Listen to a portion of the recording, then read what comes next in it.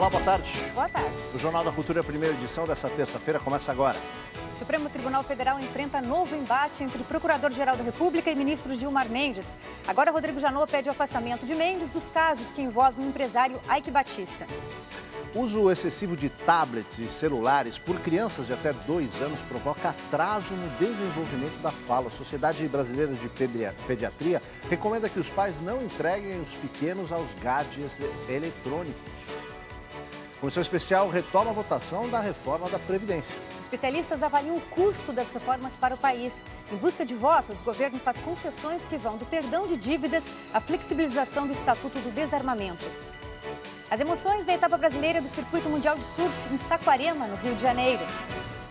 Mudança na proposta da reforma trabalhista pode gerar desequilíbrio de forças entre sindicatos patronais e de trabalhadores. Extinção do imposto sindical e manutenção da contribuição obrigatória aos sistemas S, como o texto propõe, pode enfraquecer a representatividade dos empregados. Na Coreia do Sul, eleitores vão às urnas para escolher o novo governo depois do impeachment da presidente acusada de corrupção. Crianças menores de 2 anos que usam celulares e tablets por muito tempo podem ter atraso na fala. O estudo foi feito pela Universidade de Toronto, no Canadá. A Sociedade Brasileira de Pediatria recomenda que bebês não sejam expostos às telas digitais. Na casa do Anthony, quem manda no celular é ele.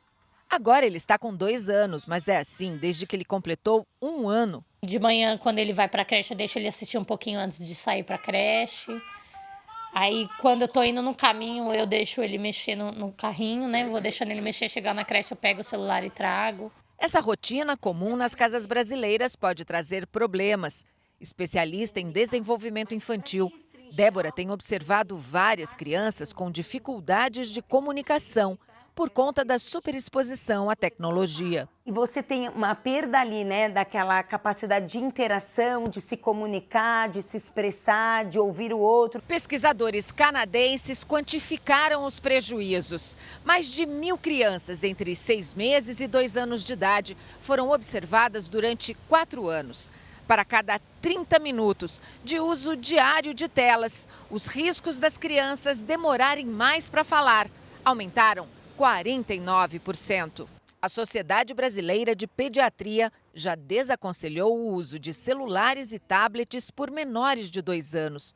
Ou seja, os médicos já sabem que essas babás tecnológicas mais atrapalham do que ajudam. De 3 a 5 anos, restringir, né? E a recomendação é 1 hora por dia no máximo. Ela é uma parte do nosso dia. Ela não pode ser o todo do nosso dia. Essa é a Semana Nacional de Educação Financeira. Em todo o país, palestras e cursos ensinam, por exemplo, a organizar as contas da família e dão dicas para as crianças aprenderem a lidar com o dinheiro. Mais informações a gente vai ter agora com a repórter Laís Duarte. Boa tarde, Laís. Boa tarde, Aldo. Boa tarde para todo mundo. Toda a programação acontece por meio de cursos e palestras na internet e também presenciais, como a oficina que acontece daqui a pouco aqui no IDEC sobre educação financeira. Eu vou conversar com a Ione Amorim, que é economista do IDEC. Ione, nesses tempos de crise, como é que a gente faz para organizar as dívidas que se acumulam? Boa tarde. Boa tarde. Bom, o primeiro passo é organizar as condições financeiras. Primeiro, reunir todos os dados sobre seus pagamentos, as suas necessidades de sobrevivência e, depois, identificar quanto que do seu orçamento resta para você levar uma proposta para os seus credores e negociar a dívida. Tem que sentar e negociar. Tem que sentar e negociar, mas antes é preciso fazer as continhas em casa para saber quanto que pode ser comprometido nessa renegociação. Tá ok, muito obrigada pela participação. Olha só, a semana vai até domingo e toda a programação pode ser conferida pela internet lá no site www.semananf.gov.br. É tudo de graça, Aldo. Obrigado, Laís. Ana. Aqui no Brasil, um adolescente de 15 anos passa, em média, 3 horas por dia conectado à internet. Nos fins de semana, o tempo é ainda maior.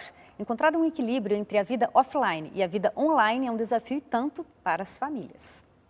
Vitória, Matheus e Mariana são daqueles adolescentes viciados na internet. Eu passo muito tempo no WhatsApp, conversando principalmente com os colegas. Quando não tem internet, alguma coisa, eu fico meio... E agora?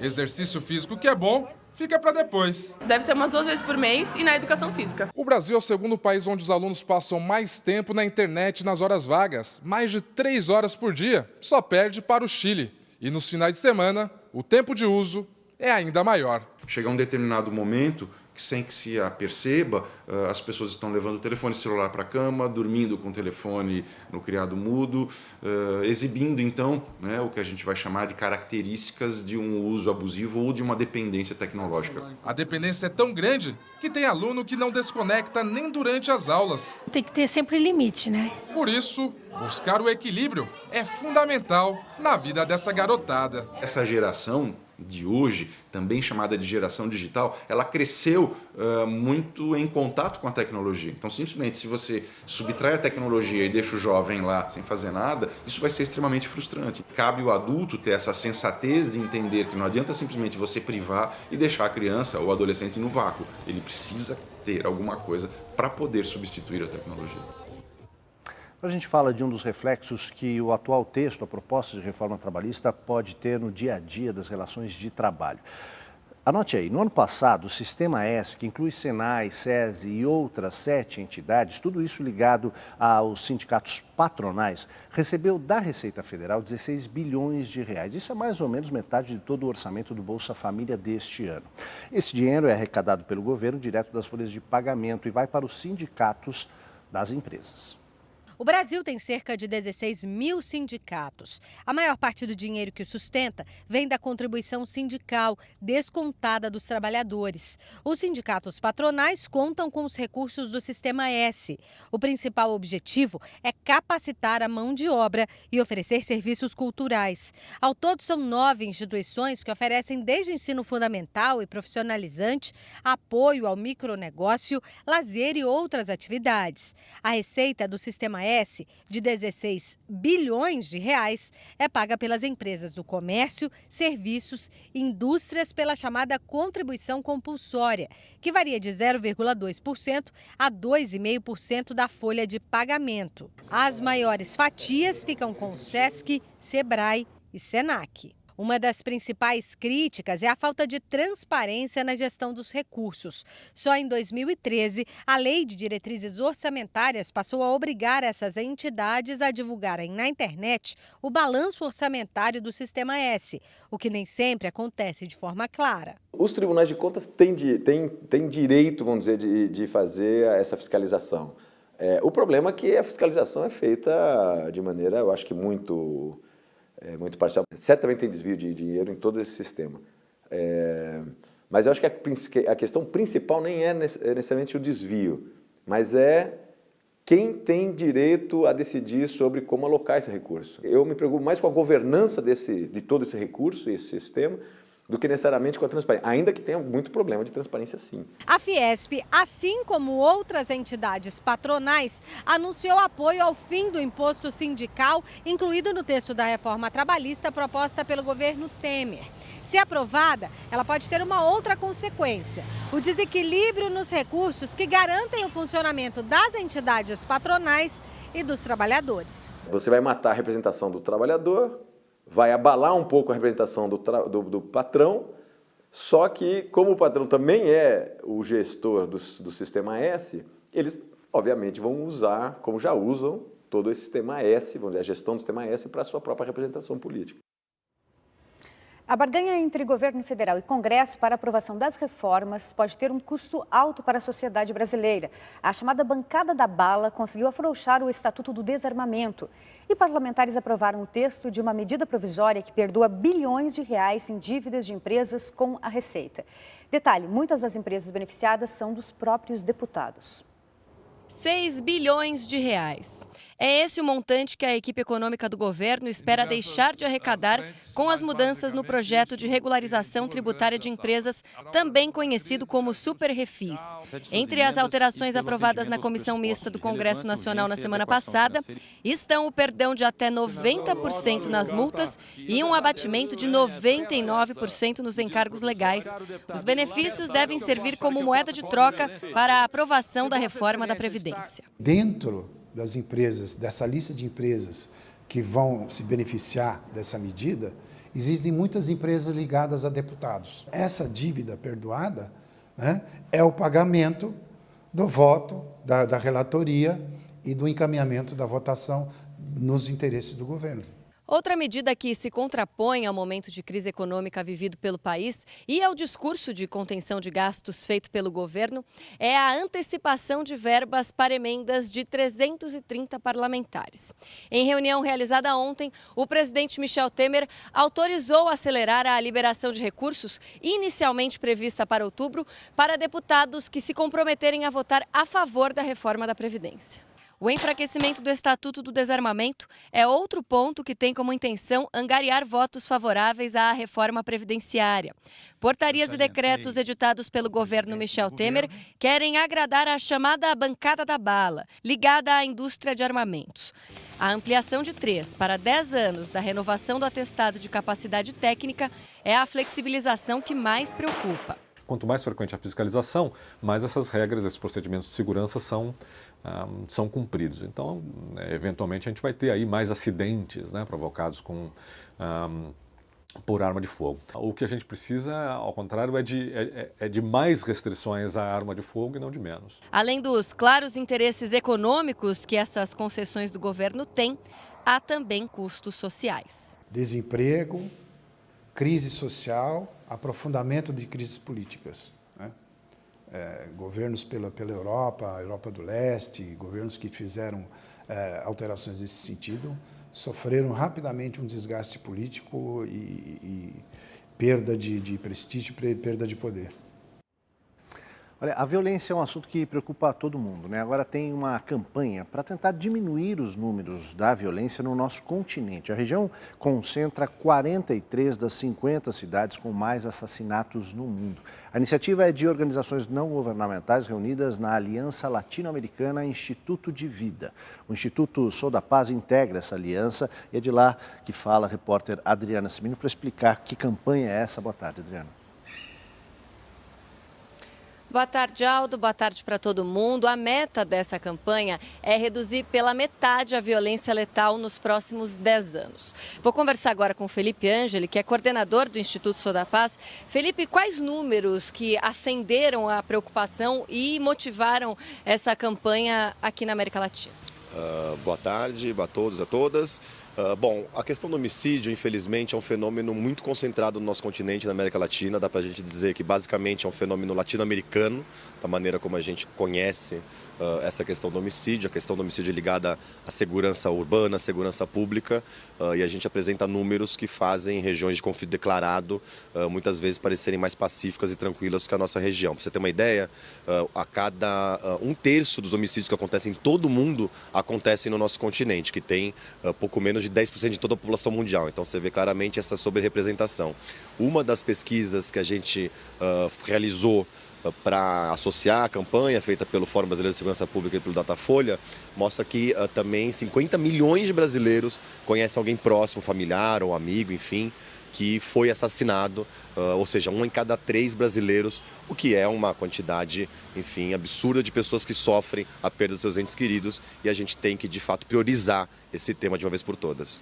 Tá ótimo, muito obrigada pelas suas informações. Quem quiser saber um pouquinho mais sobre a campanha, é só acessar o site br.instintodevida.org. Aldo.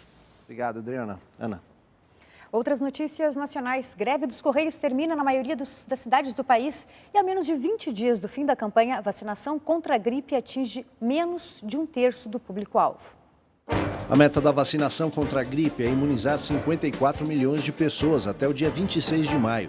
Mas até o momento, cerca de 14 milhões foram vacinados. Fazem parte do público-alvo crianças até 5 anos, gestantes, idosos, profissionais da saúde e do sistema prisional, detentos, professores e portadores de doenças crônicas. No ano passado, o vírus da gripe provocou a morte de mais de 2.000 pessoas no país. Comboio da Força Nacional de Segurança deixou ontem à noite o Distrito Federal e deve chegar hoje ao Rio de Janeiro. 300 homens vão se juntar aos 125 que já atuam no município. Eles vão reforçar o policiamento na capital fluminense após a intensificação dos conflitos entre traficantes e policiais e a onda de violência registrada na semana passada na cidade.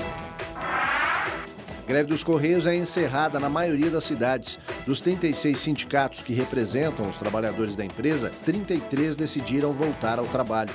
Os outros têm assembleias marcadas para hoje à tarde.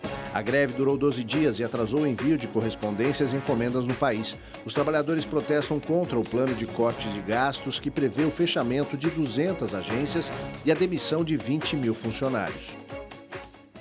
Em Brasília, a Comissão Especial da Câmara dos Deputados retomou a votação da reforma da Previdência. Com segurança reforçada, a sessão começou agora de manhã e deve se estender até o final da tarde. O texto principal da reforma da Previdência foi aprovado na semana passada, mas a sessão terminou sem a votação de 10 destaques, que são mudanças em separado sugeridas por parlamentares. Agentes penitenciários que não foram incluídos no regime especial de aposentadoria naquela ocasião, concedido apenas às polícias federal e legislativa, invadiram o prédio da Câmara. A sessão foi interrompida após o tumulto se estender até o recinto da comissão. A maioria das mudanças que serão votadas hoje foi apresentada por partidos de oposição ao governo. Das 10 propostas, a expectativa é que apenas uma seja aprovada. A que permite à Justiça Estadual julgar ações relacionadas com acidentes de trabalho.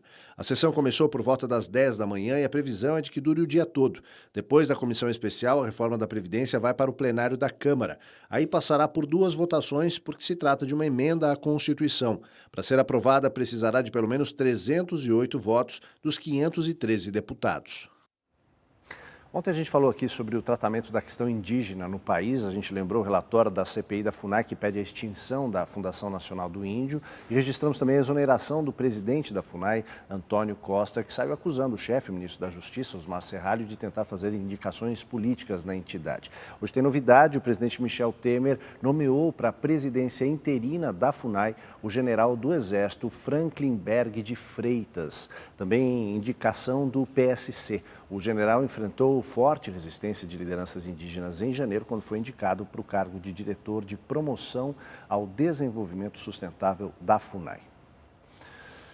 E na Justiça o clima ferve também, viu? A Procuradoria-Geral da República pediu que o ministro Gilmar Mendes seja considerado impedido ou suspeito para julgar o caso Aike Batista. O argumento é de que o escritório de advocacia da mulher de Mendes atuou em casos do grupo do empresário. Mas o ministro se defende, diz que estes processos são cíveis, não penais, e que em outro momento havia negado habeas corpus a Aike Batista.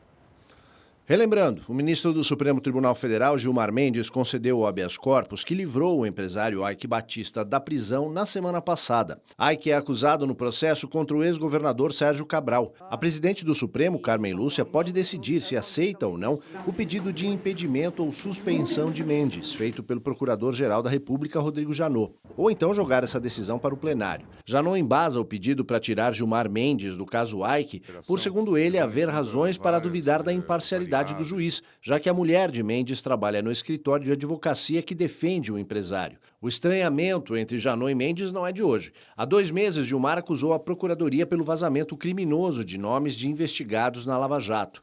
Outra polêmica no judiciário envolvendo o ministro Gilmar diz respeito às declarações dele de que a Lava Jato faz reféns para tentar manter o apoio popular. Ele avalia que há abuso nas prisões preventivas dos acusados. A força-tarefa da operação e a Procuradoria argumentam que as prisões são uma condição essencial para conseguir as delações premiadas. A Lava Jato tem agenda importante essa semana. A expectativa é grande em Curitiba pelo depoimento do ex-presidente Luiz Inácio Lula da Silva ao juiz Sérgio Moro, marcado para amanhã. A defesa de Lula pediu adiamento ao Tribunal de Justiça do Paraná. O repórter Ricardo Ferraz está em Curitiba e acompanha essa movimentação por lá. Boa tarde, Ricardo.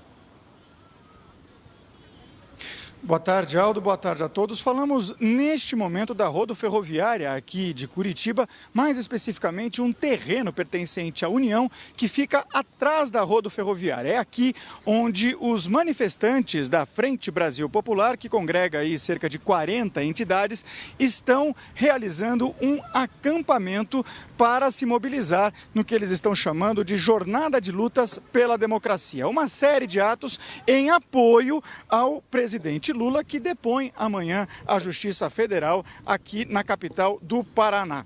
Mas o MBL, o Movimento Brasil Livre, e outros movimentos como o Nas Ruas, que são opositores ao PT e também ao ex-presidente Luiz Inácio Lula da Silva, também estão prevendo atos aqui para hoje e também para amanhã. Por conta disso, o Fórum Federal aqui na capital paranaense foi totalmente isolado em um raio de 150 metros para evitar confrontos entre os dois grupos. Os moradores tiveram de participar de um cadastro para poder adentrar a esse perímetro, né?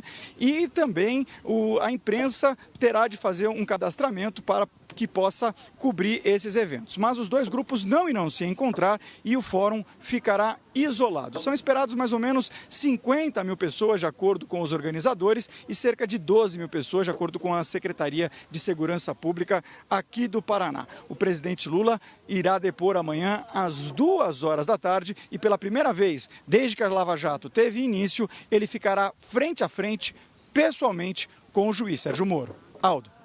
Ok, Ricardo, obrigado. O Ricardo continua acompanhando, permanece por lá para acompanhar. A gente traz essas informações para você. Ana. A seguir, as emoções da etapa brasileira do Circuito Mundial de Surf. E mais, sul-coreanos escolhem nas urnas um novo governo, depois de impeachment de presidente acusada de corrupção. A gente volta já já.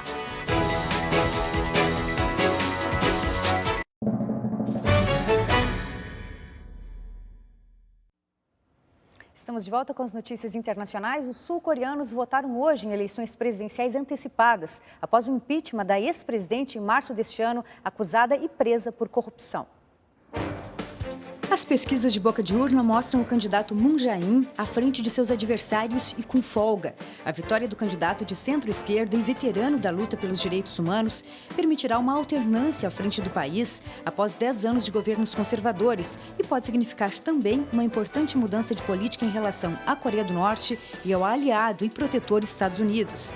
O alto comparecimento às urnas foi um indício de que os eleitores estavam ansiosos para superar o escândalo de corrupção que abalou a elite política e empresarial da Coreia do Sul. O ex-primeiro-ministro socialista da França, Manuel Valls, disse nesta terça-feira que quer apoiar o movimento político do presidente eleito Emmanuel Macron nas eleições parlamentares de junho. Macron precisa conquistar maioria no parlamento para ter chances de implementar um plano de reformas. Mas está cauteloso em convidar muitos ex-socialistas, uma vez que isso daria crédito aos argumentos de seus adversários de que o governo dele seria a continuação do impopular mandato de François Hollande. O chefe do partido En Marche disse nesta segunda-feira que os nomes dos 577 candidatos de Macron nas eleições legislativas serão anunciados nesta quinta-feira. Rebeldes sírios e suas famílias aceitaram pela primeira vez desde 2011 deixar um bairro da capital Damasco após serem alvos de intensos bombardeios.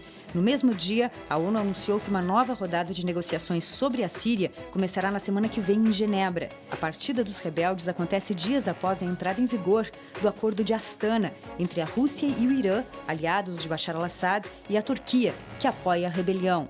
O acordo prevê a criação de 4 zonas de desescalada da violência na Síria e um compromisso de todos os envolvidos em cessar as hostilidades.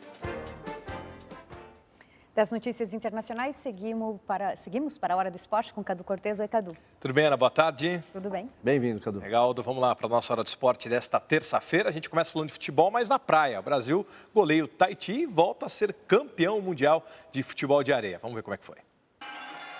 A 35ª vitória consecutiva da Seleção Brasileira de Futebol de Areia teve um gostinho especial. Neste domingo, depois de 8 anos sem conseguir levantar o troféu da Copa do Mundo, a equipe verde e amarela superou o Tahiti por 6-0 na final, disputada em Nassau, Bahamas, e conquistou o pentacampeonato.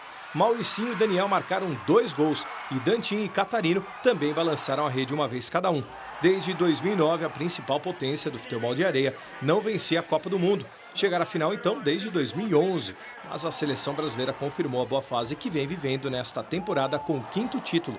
O goleiro iraniano Peyman Hosseini faturou a luva de ouro. O artilheiro da competição foi o italiano Gori, com 17 gols. O brasileiro Rodriguinho ficou em segundo lugar entre os goleadores com 9 gols.